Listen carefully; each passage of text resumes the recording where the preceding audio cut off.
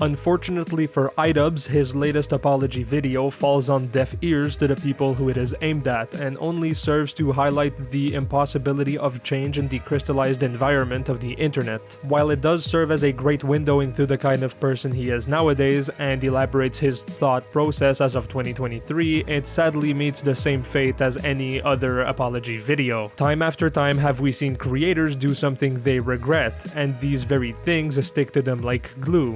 As long as you are important enough for thousands of people to care about you, the internet never forgets. I'm not even, this isn't a f***ing joke, guys! That's a f***ing person! Hey, stop! Why? And it shouldn't, especially in this case, because while iDubbbz himself might regret what he has done, he is arguably one of the most influential online figures to have ever participated in online video making. Without him, there is no modern YouTube. What we do here is go back.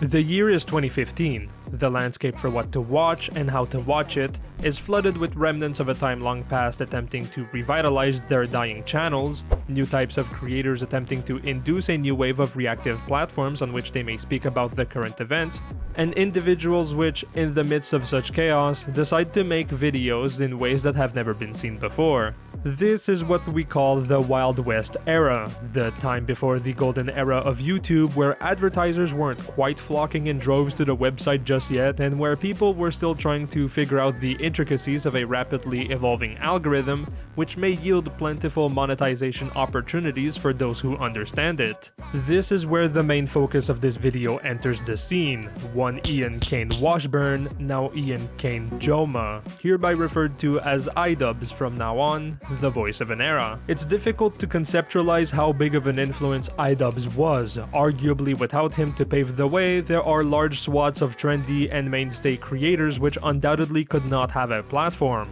Moist Critical, Ludwig with Mogul Mail, Mutahar with Some Ordinary Gamers for instance, would not be able to create and share their content on the platform if it wasn't for iDubbbz. This is not to say that they wouldn't have succeeded, but the reason why they are able to do content exposing other creators for what they did and gain fame and money off of it has to do with one particular series of events during the Wild West era. April 30th, 2013. A YouTube account is created under the name Star So Silly by one Desmond Anthony Layton Brady. Originally a fairly innocent channel starring sketches and gags, Desmond found his true calling in what was the birth of reaction content on the internet. About 7 years ago, circa 2015, Jinx had found a way to exploit the intricacies of the newly built YouTube algorithm.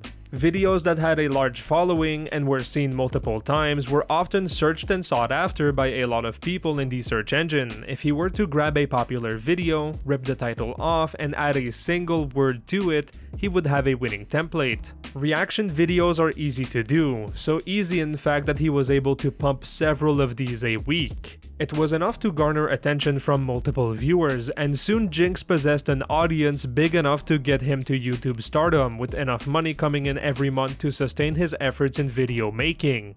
This displeased a lot of creators on the platform, and rightfully so. First were the people whose content had been essentially stolen, ripped, and repurposed by Jinx in order to profit off the back of hardworking creators that poured their blood, sweat, and tears into building a platform for themselves.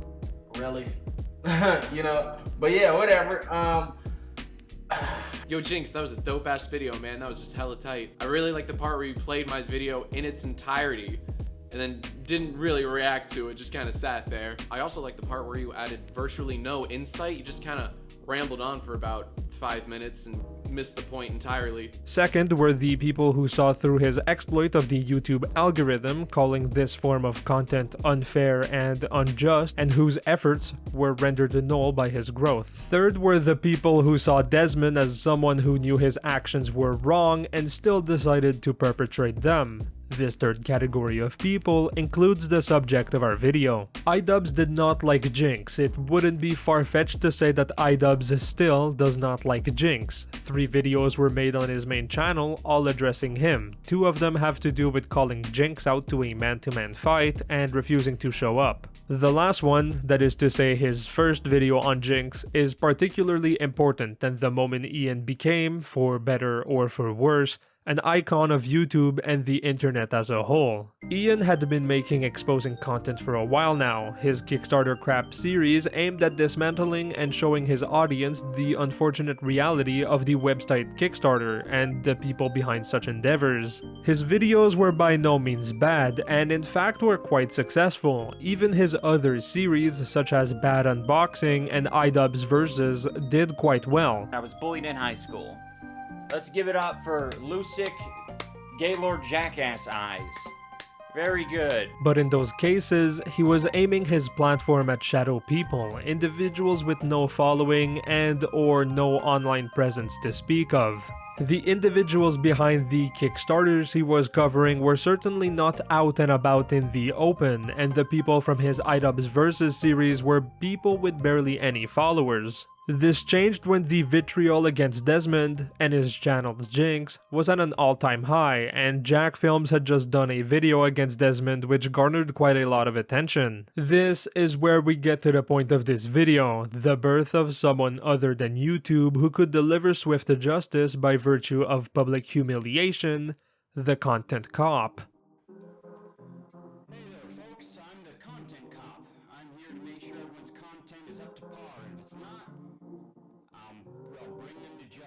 There is a good argument to say that whether Ian planned for this or not, Content Cop was what exploded his popularity on the platform, and for a good reason. YouTube had been plagued, and still is up to this day, with many creators taking advantage of the system put into place. Not long ago were the days of uneven algorithm coverage facing organizations like CNN or late night television when compared to independent creators. A figure willing to fight for justice, no matter how brash, insensitive, or brutal it may be, was a surefire way to gain popularity on a website where inequality was thriving.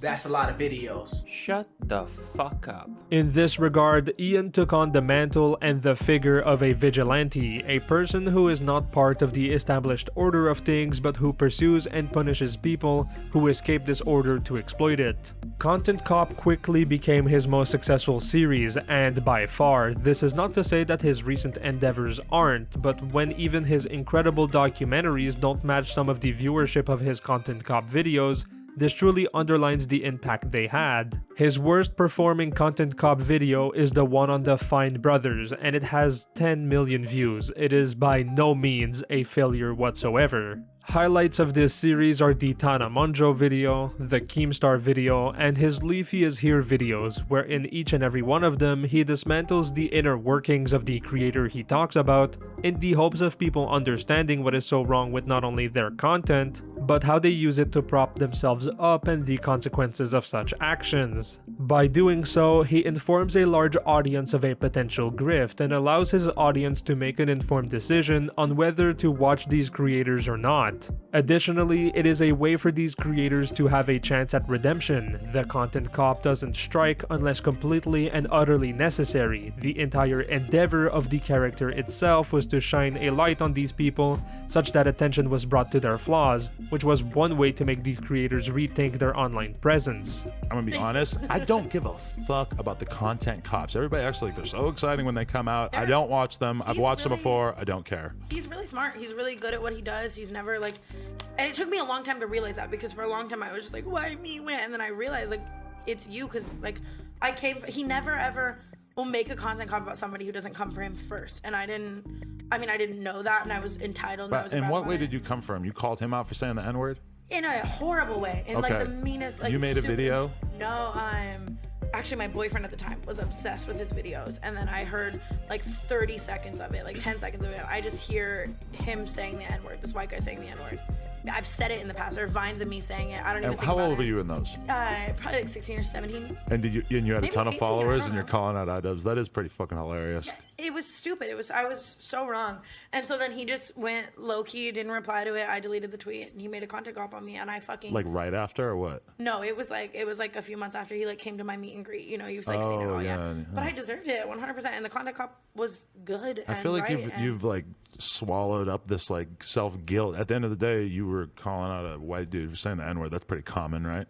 But where did I have the room to call him out, you know? Additionally, it is a way for these creators to have a chance at redemption. The content cop doesn't strike unless completely and utterly necessary. The entire endeavor of the character itself was to shine a light on these people, such that attention was brought to their flaws, which was one way to make these creators rethink their online presence. This series lasted for about a year and a half, and is arguably one of the 3 series that had ushered in the golden era of YouTube, a time where virtually anyone could do anything and get paid for doing it, so long as its quality was high enough and that people resonated with it. And this is the main reason why iDubbbz can never wash off his imagined sin of speaking his mind at an earlier stage of his life. His actions, whether he regrets them or not, are now part of history. There is nothing to do with history but to learn from it and move on. Disavowing the actions of the past does nothing more than try to establish moral superiority over the dead and decrepit. I would like a vitriol sandwich. Hold the problematic. Hold the problematic.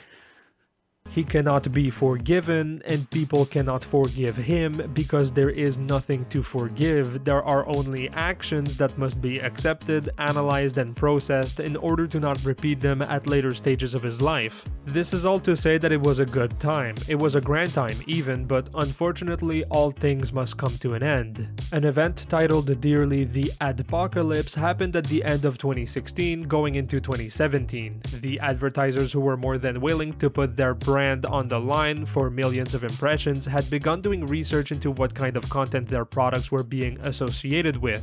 Creators such as Leafy, who had produced questionable content, were being paid by advertisers they knew nothing about to make videos where they arguably were bullying other creators. It created unnecessary brand risks, and unfortunately for Ian, calling these people out was enough for these company executives to bundle him with them. This infighting on the platform led to the departure of a lot of advertisers from the website, making it harder and harder to get monetized and be able to get paid doing what you loved. Long gone were the days of the you in YouTube, and instead you had to comply with the policies of the website to possibly make money off of it. This in turn made iDubbbz stop the Content Cop series after a Last Content Deputy, his micro series where he answered responses to his content cops. iDubbbz had essentially gone back to his old style of video making. Not nearly as popular, yes, but much safer for advertisers who were willing to monetize most of his videos. This prompted Ian to change his content, where he decided to make crossover videos with other creators, his documentaries, and of course his Creator Clash boxing event. Unlike individuals who may believe that his relationship with one Anissa Joma was the primary event leading to his shift in content, there is a much more sound argument to be made about the fact that his environment shifting in such a drastic way over the course of a few months was the leading factor in making him terminate his older, more brash style of video making. Although there may be a completely separate video to make on Mrs. Joma's hypercritical and invalid online discourse. I'm gonna be talking shit about you later, but I want to do it right, so why don't you tell me your pronouns? It is undoubtedly a much more sound explanation than a vague strike of conscience also, which iDubbbz attempts to elaborate on in his own apology video. He realized that what he had done was bad and decided to change it, or so he says. It is also undoubtedly the fact that people were unable to distinguish the content cop from Ian Kane Washburn that pushed him to stop making this type of content.